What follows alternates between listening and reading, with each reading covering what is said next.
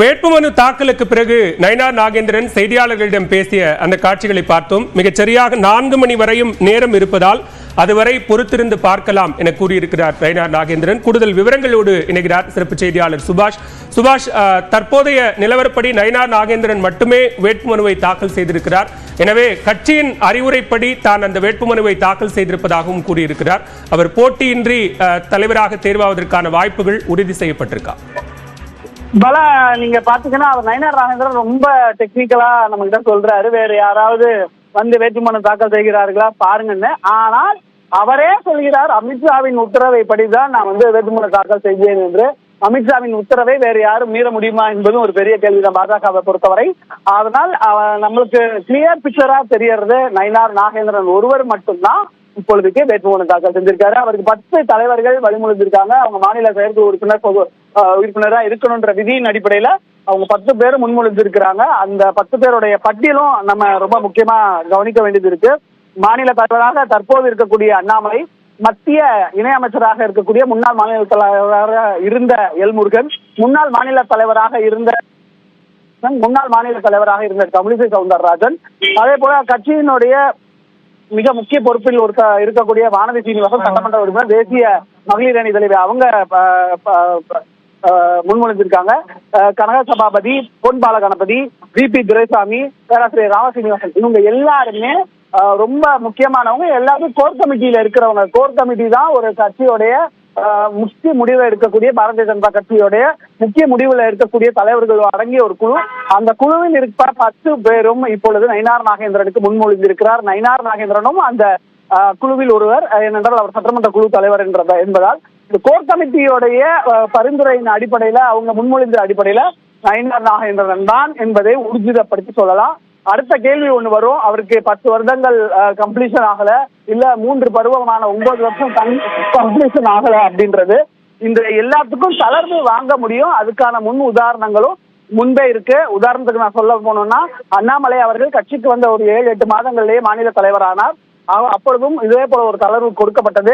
அதே போல மத்திய தலைமையிடம் இருந்து ஒரு தளர்வை பெற்று தற்போது இந்த வேட்புமனு வந்திருக்கக்கூடிய தேர்தல் அதிகாரிகள் தருண் சுத், அதே போல இங்க இருக்கக்கூடிய மாநில துணைத் தலைவரான சக்கரவர்த்தி, தேர்தல் நடத்தும் அதிகாரி அவர், அதே போல இன்னொரு முக்கியமான தேர்தல் அதிகாரியாக இருக்கக்கூடிய மத்திய அமைச்சராக இருக்கக்கூடிய கிஷன் ரெட்டி, இவங்க 4 மணிக்கு உட்கார்ந்து ஸ்க்ரூட்டனைஸ் பண்ணுவாங்க இந்த வேட்புமனுக்கள் மீது. இதுவரையும் தலைவர் பதவிக்கு ஒருவர் மட்டும்தான் வந்து நாமினேஷன் கொடுத்திருக்கிறதுனால அவர் அன்னபோது தான் தேர்வு செய்வதற்கான வாய்ப்புகள் ரொம்ப அதிகமாக இருக்கு. அதற்கான பதவியேற்பு விழா நம்ம வானகரத்திலையும் நடக்கிறதுக்கான சூழலும் இப்ப கணிஞ்சிருக்கின்றதுதான் நம்ம பார்க்கக்கூடிய தகவலாக இருக்கிறது. அமித்ஷா சென்னையில் இருக்கும் பொழுதே பாஜகவின் மாநில தலைவரை ஊர்ஜிதப்படுத்தி அதற்கான வேட்புமனு தாக்கல் தற்போது நடைபெற்று முடிந்திருக்கிறது. சுபாஷ், அதே நேரத்தில் செய்தியாளர் சந்திப்பு, நட்சத்திர விடுதியில உள்துறை அமைச்சர் அமித்ஷாவினுடைய செய்தியாளர் சந்திப்பு கால தாமதம் ஆவதற்கும் இதுதான் காரணமா? ஒருவேளை போட்டியின்றி நயினார் நாகேந்திரன் தேர்ந்தெடுக்கப்பட்டால் அதற்கு பிறகு செய்தியாளர் சந்திப்பு நடக்குமா? இல்ல, போட்டியின்றி தேர்வு செஞ்சாலும் அது வந்து மாற்று கருத்துல எதுவுமே மாற போறதில்ல. அமித்ஷா செய்தியாளர் சந்திப்பு எப்படி இருக்க போகிறது என்பதுதான் இப்ப கவனிக்க இருக்கு. அமித்ஷா அவர்கள் எப்பொழுது இந்த செய்தியாளர் சந்திப்பு கொடுப்பாருன்னா, அண்ணாமலை வரணும், முருகன் வரணும், நயினார் நாகேந்திரன் வரணும், எல்லாரும் இங்க வந்துடணும், கிஷன் ரெட்டி வரணும். இவங்க எல்லாரும் சேர்ந்து ஒன்னா டேபிள்ல உட்காந்து அவங்க அந்த பிரஸ் மீட்டை கொடுக்கறதுக்கான வாய்ப்பு இருக்கு. இங்க வந்து சென்ற DK வாசனம் வந்து அதைத்தான் சொல்லிவிட்டு சென்று விட்டார். அமித்ஷாவின் செய்தியாளர் சந்திப்பு ரொம்ப முக்கியத்துவம் வாய்ந்தது, அதை பற்றி பாருங்க, நாங்களும் சில கோரிக்கைகளை முன் வச்சிருக்கோம் அப்படின்றதையும் அவர் சொல்லியிருக்கிறார். ஆக செய்தியாளர் சந்திப்புக்கான காலதாமதம் ஒரு பக்கம் ஒரே நேரத்துல எல்லாத்தையும் வச்சதும் ஒரு முக்கிய காரணமா இருக்கு. மாநில தலைவர் தேர்தலும் அவர் அதே நாள்ல வச்சது ஒரு பெரிய ஒரு கன்ஜஸ்டடா இருக்கிறதா பார்த்திருக்கிறோம். அதுல நிறைய மாற்றங்கள் வந்திருந்தது. நம்ம பார்த்தோம், தேசிய ஜனநாயக கூட்டணி கட்சி தலைவர்கள் வருவாங்க அப்படின்னு எதிர்பார்த்தோம், அதுவும் இல்லைன்னாங்க. இப்போ மத்தியானம் 12 மணிக்கு பிரஸ் மீட் இருக்குன்னாங்க, அது காலதாமதமா இருக்கு. அதற்கான பிரஸ் மீட் எப்போ நடத்த போறாங்கன்ற அறிவிப்பும் இதுவரையும் கொடுக்கப்படல அப்படின்றத இப்ப இருக்கக்கூடிய செய்தியா நம்ம கவனிக்க வேண்டிய ஒரு விஷயமா பார்க்க வேண்டியிருக்கு. பலா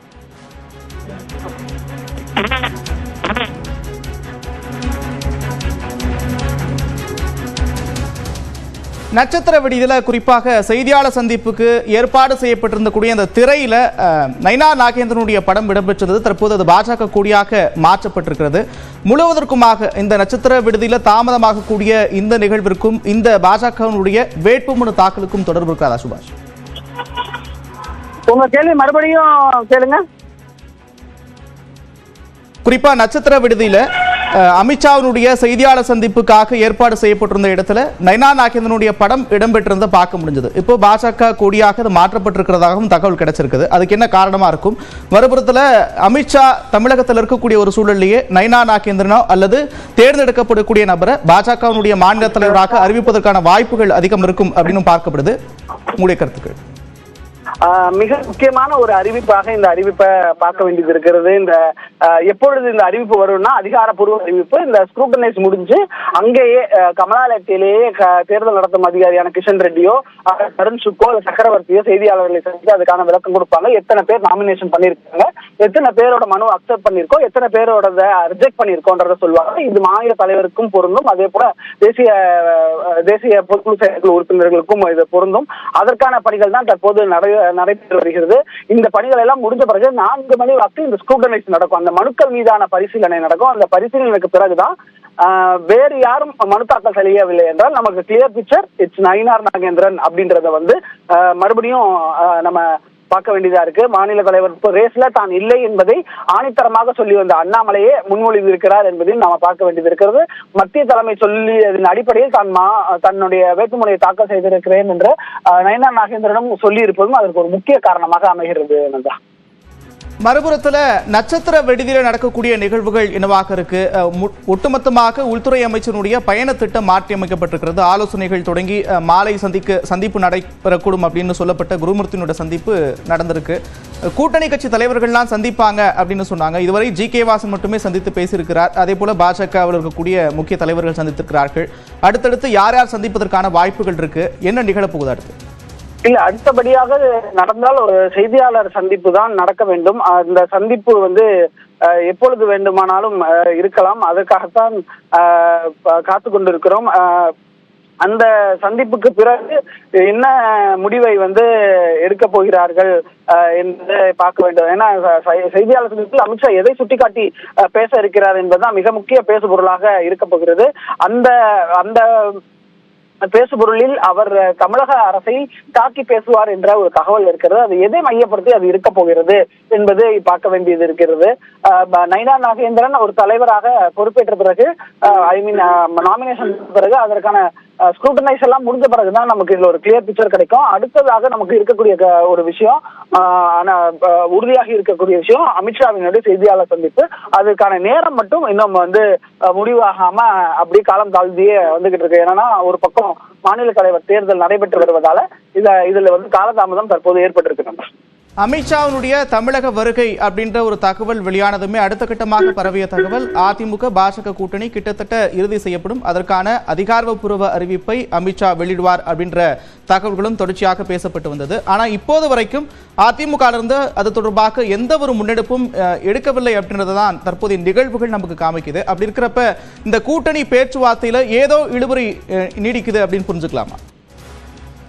நிச்சயமா அது என்னன்றத நம்ம வாட்ச் அவுட் பண்ண வேண்டிய ஒரு முக்கியமான காலகட்டம் தான். ஏன்னா அமித்ஷா வரும்போது தேசிய ஜனநாயக கூட்டணி வருவாங்க, இல்ல அதிமுக பேசுவாங்க, இல்ல இவர் அங்க போவாரு அப்படின்லாம் நிறைய ஸ்பெகுலேஷன்ஸ் ஓடிக்கிட்டே இருந்தது. ஆனால் அவளுடைய இன்றைய நாள் திட்டமே தலைகீழாக மாற்றி நடந்திருக்கிறது. தமிழிசை சவுந்தரராஜன் வீட்டுக்கு சென்றுவிட்டு நேரடியாக இங்கே வருவார் என்று எதிர்பார்க்கப்பட்டது. ஆனால் அவர் திடீரென அங்கிருந்து மயிலாப்பூருக்கு குருமூர்த்தி வீட்டுக்கு சென்று 2 மணி நேரம் ஆலோசனை பண்ண பிறகுதான் இங்க ஹோட்டலுக்கே வந்தாரு. இங்க ஜி.கே. வாசனை மட்டும்தான் இதுவரை சந்திச்சிருக்காரு.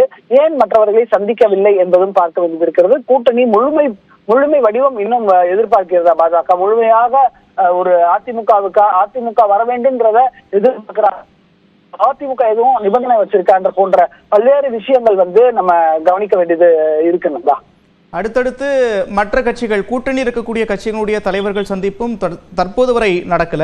ஒரு புறத்துல பாமக தலைவர் தொடர்பான பிரச்சனை, மற்றொரு புறத்துல அமமுக பொதுச் செயலாளருக்கு உடல்நலக்குறைவு, இது போன்ற பல்வேறு விஷயங்கள் நடக்குது. அமித்ஷாவுடைய வருகை, அதை தொடர்ந்து நடக்கக்கூடிய இது போன்ற நிகழ்வுகள், அதிமுகவுடைய சந்திப்பு தாமதமாவது இதுபோன்று பல்வேறு விஷயங்கள் தொடர்ந்து நடைபெற்று வருகிறது. தற்போது மற்றொரு முக்கிய செய்தி வந்திருக்கிறது, அது என்னவென்று பார்க்கலாம்.